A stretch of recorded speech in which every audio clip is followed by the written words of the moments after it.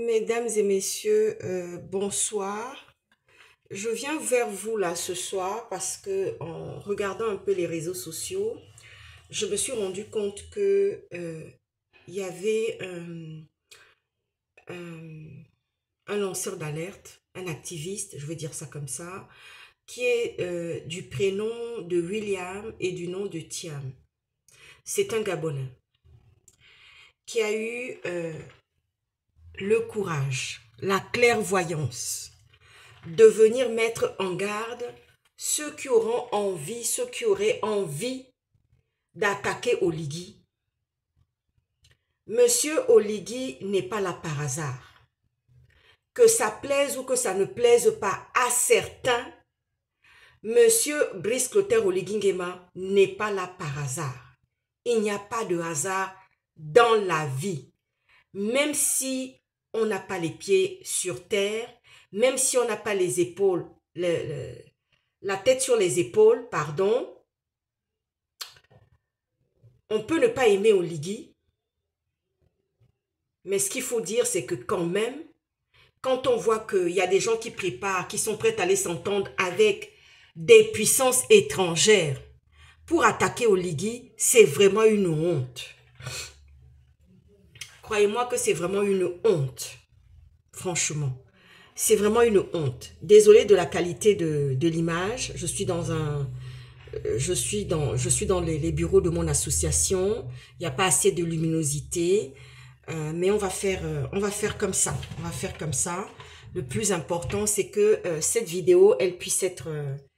voilà. Donc, je disais que Monsieur Oligui n'est pas là par hasard. Monsieur Oligui est là par le fait qu'il y a une divinité. Il y a un Dieu qui en a décidé ainsi. Il n'y a pas de hasard. Mon papa me disait souvent, chien qui aboie ne mord pas. Chien qui aboie ne mord pas.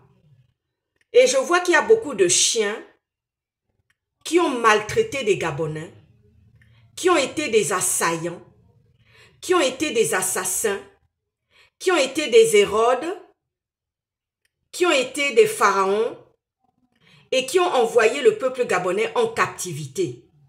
Mais c'est une honte. Là, je veux m'adresser immédiatement à Monsieur Alain-Claude Bilibinze. J'ai le respect et l'amabilité de vous appeler monsieur. Sinon, j'aurais fait autrement.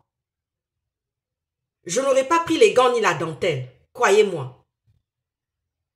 Monsieur Alain-Claude Bilibinze, Unonvoronga, Unonvoro, Madzuna. Quel est ce mariage-là dans lequel on ne divorce pas? Alain-Claude Bilibinze, j'ai un sérieux problème avec toi.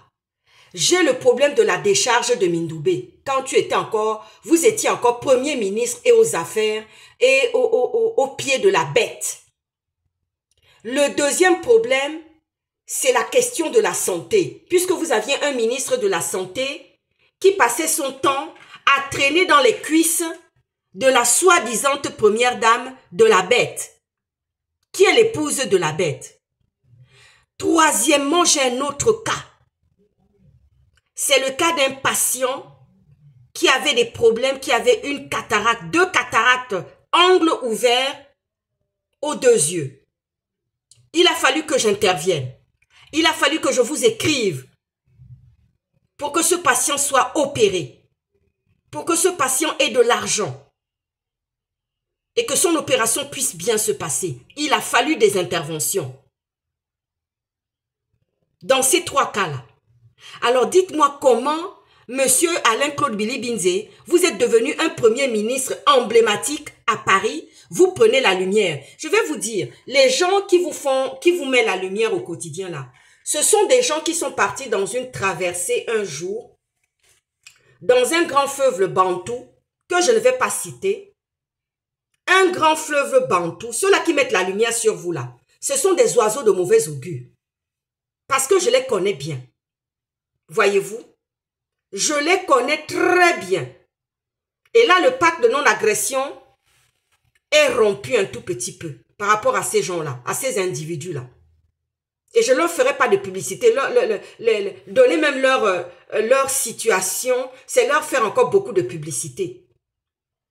Ils ont été un sujet de malheur dans une traversée d'un grand fleuve en Afrique centrale. On a dû les faire descendre du bateau. La preuve en est que j'étais là ce jour-là, monsieur Alain-Claude Bilibinze. Et aujourd'hui, vous venez pour dire que vous allez attaquer Oligui. Mais venez le faire, on va voir. Venez le faire. On va voir ça. Vous savez, il y a des opposants qu'on a chassés de Paris. Hein? Ah oui? Il y a des opposants des pays, de certains pays africains que je ne vais pas citer aujourd'hui, qui ont été dépêchés rapidement vers la porte. Hein? Est-ce que vous savez ça? Parce qu'il y a des gens qui prennent leurs désirs, leurs plaisirs, leurs envies du moment pour les désirs du monde entier. Non, ce n'est pas mes désirs à moi, pas du tout. Je n'ai pas envie que le sang coule à Libreville. Je n'ai pas envie qu'il y ait un coup d'état sanglant à Libreville. Ça, je n'en ai pas envie. Si vous avez envie de lutter avec Oligui, venez sur le plan démocratique, discutez projet par projet. Discutons-en projet par projet par rapport à M. Brice Clotaire Oligui Nguema, président de la transition du Gabon. Allez chercher les puissances étrangères. Mais vous ne pensez pas que nous, la France, nous sommes au courant? Je suis gabonaise, je suis française, je suis américaine en même temps. Vous ne pensez pas qu'on est au courant de ça? Et vous pensez qu'on va vous laisser faire? Il y a des opposants de certains pays qu'on a raccompagnés hors de l'Europe. On leur a demandé de quitter tout l'espace Schengen. On l'a déjà fait. La France l'a déjà fait. Et il n'y a pas encore très longtemps. Et je ne veux pas citer les noms de ces gens-là pour ne pas leur faire de publicité. Ils ont dû retourner, aller se mettre dans le continent africain, aux alentours des frontières de leur pays. Vous voulez que je vous les cite? Je ne vais pas les citer. Mais je mets en garde certaines personnes qui veulent amener le sang à couler dans notre pays. Nous n'allons pas l'accepter. Nous n'allons pas le tolérer. Et que ceux qui voient des retournements quelconques me concernant, ça c'est leur problème. Je suis intègre. Je suis entière. Et je n'aime pas l'injustice. Et je n'ai pas grandi dans le caveau de l'injustice. J'ai grandi dans l'amour. Et je sais juger, j'ai une intelligence. Je sais voir ce qui est bon et ce qui est mauvais. Parce que Dieu lui-même dit dans sa parole que choisis le bien et laisse le mal. Voyez-vous? Parce que ceux qui veulent venir par l'épée au Gabon, s'asseoir au Gabon, périront par l'épée. Ça, je vous le promets. Et d'ailleurs, il y a déjà des voix qui se lèvent pour le dire, pour parler ainsi. Monsieur Oligui, permettez-moi, je vous prie de vous dire quelque chose. Vous êtes militaire. Nous avons des accords avec les Américains. Nous avons une charte des Nations Unies qui dit que nous combattons le terrorisme et l'intégrisme. Ça, c'est des lois universelles, monsieur Oligui. Dites-moi comment c'est possible de vivre dans un pays où il y a une province, une seule province du Gabon, qui est devenue la référence en la matière intégriste.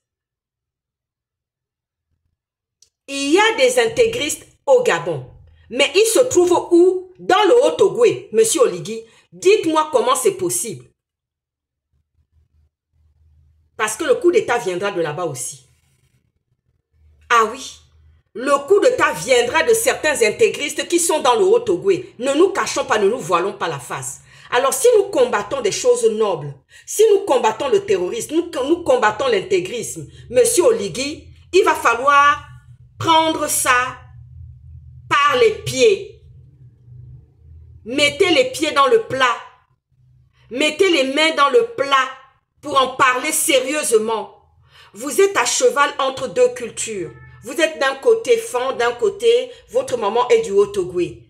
Donc, c'est une très belle chose. Vous n'aurez pas la difficulté de trancher de ce côté-là, vous verrez la justesse. Parce qu'il faut de la justesse dans la justice. Il faut que la balance soit équilibrée. C'est ça qu'il faut, monsieur Oligui. Comment se fait-il, parce que les Occidentaux le savent, comment se fait-il qu'il y ait une province dans notre pays où ça soit un no man's land, l'intégrisme est plus et plus grandissante dans cette province-là. Déjà que ça l'était et que Omar Bongo essayait d'étouffer certaines velléités et on se demande qui leur avait donné ce poids, hein? Qui leur avait donné ce poids et cette autorisation, on se pose encore la question aujourd'hui. Alors l'intégrisme de cette province doit être réglé, monsieur Oligui, parce que si les coups d'État doivent venir, ça viendra aussi de là-bas. Étant donné qu'il y a des gens comme les Frédéric Lecoq qui se disent du Haut-Togoué, mais vous n'êtes pas du Haut-Togoué. Les Frédéric Bongo et tous les Patakès qui se disent du Haut-Togoué, qui sont des intégristes, vous n'êtes pas du Haut-Togoué.